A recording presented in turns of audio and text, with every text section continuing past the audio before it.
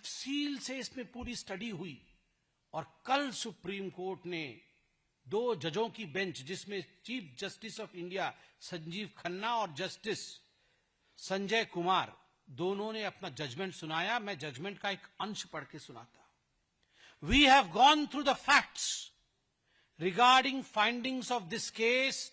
Entire selection process is vitiated by manipulation and fraud. हमने इस case के तथ्य को जांचा है, पूरे केस के तथ्य को जांचा है, सुप्रीम कोर्ट कह रही है।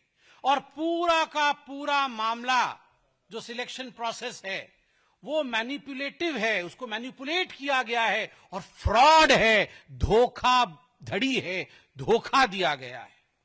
Credibility and legitimacy has been denuded. Credibility और लेजिटिमेसी की धज्जियां उड़ गई हैं। किसकी क्रेडिबिलिटी और किसकी लेजिटिमेसी की धज्जियां उड़ी है? ममता बनर्जी की सरकार, वेस्ट बंगाल की सरकार और वेस्ट बंगाल की मुख्यमंत्री ममता बनर्जी की क्रेडिबिलिटी और उनकी लेजिटिमेसी की धज्जियां उड़ गई हैं। यह सुप्रीम कोर्ट ने कहा है, यह कोई भारतीय जनता पार्टी नहीं कह रही। Appointments were result of cheating and fraud. ये जो अपॉइंटमेंट हुआ है ये चीटिंग और फ्रॉड के नतीजे से हुआ है, धोखेबाजी से की गई है। यह सुप्रीम कोर्ट ने कहा है, यह कोई भारतीय जनता पार्टी नहीं कह रही है।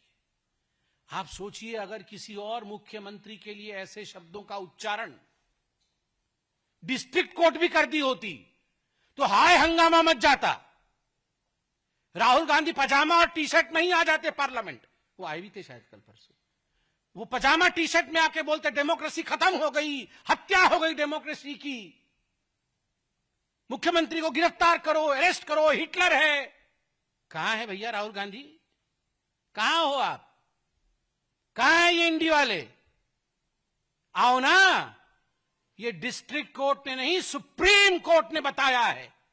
और ऐसे रिक्रूटमेंट स्कैम्स के लिए याद करिए, हरियाणा में पूर्व में मुख्यमंत्री जेल गए हैं। जेल, दीदी जेल जाएंगी, अलबत्त जाएंगी। हिंदुस्तान में कानून का शासन है और एक बार हमारी सरकार बनेगी बंगाल में, the full force of law will come upon Mamata Banerjee. पूरा फोर्स जो कानून का है, नैतिकता का है, भारत के संविधान का है, उसके मुताबिक जिन लोगों ने हजारों लाखों लोगों के जीवन को नारकीय बनाया है, उनको दुख दिया है, प्रताड़ना दी है, वो जेल के सलाखों के पीछे होने ही चाहिए। मैं आज न्यूज में देख रहा था, कितने लोग रो रहे हैं, कितनी टीचर्स रो रही हैं, उनका घर बर्बाद हो रहा है। ये जो अभी लगभग 26,000 लोग निकाले जाएंगे, क्या लगता है आपको, अगर भ्रष्टाचार के माध्यम से भी जो टेंटेड हैं उनको भी रखा गया हो तो उनके जिंदगी पर भी क्या गुजर रही होगी? क्योंकि ये सारी घपलेबाजी, घोटालेबाजी ममता बनर्जी की सरकार ने किया है, इसलिए लाखों लोग आज परेशान हैं। ममता बनर्जी जी से आज हम सब डिमांड करते हैं कि जो 25,750 लोगों की तनख्वाह बंद होगी, ममता बनर्जी टीएमसी के फंड से, सीएम रिलीफ फंड से उनका भरण पोषण करे और उनको सैलरी दे। और ममता बनर्जी ने कल कहा है सुप्रीम कोर्ट के इस जजमेंट के पश्चात कि ह्यूमैनिटेरियन ग्राउंड में, ऐसे ह्यूमैनिटेरियन तो ग्राउंड तो वो समझती ही नहीं, ह्यूमैनिटेरियन ग्राउंड पे मैं सुप्रीम कोर्ट की जजमेंट को नहीं मानूंगी। I will not comply by the orders of supreme court. मैं नहीं मानती हूं, मैं खारिज करती हूं सुप्रीम कोर्ट के ऑर्डर को। मेरा सुप्रीम कोर्ट से भी सविनय निवेदन है कि ऐसे विषयों को सुओ मोटो उठाना चाहिए और contempt of court Mamata Banerjee और तृणमूल कांग्रेस की सरकार पर लगना चाहिए।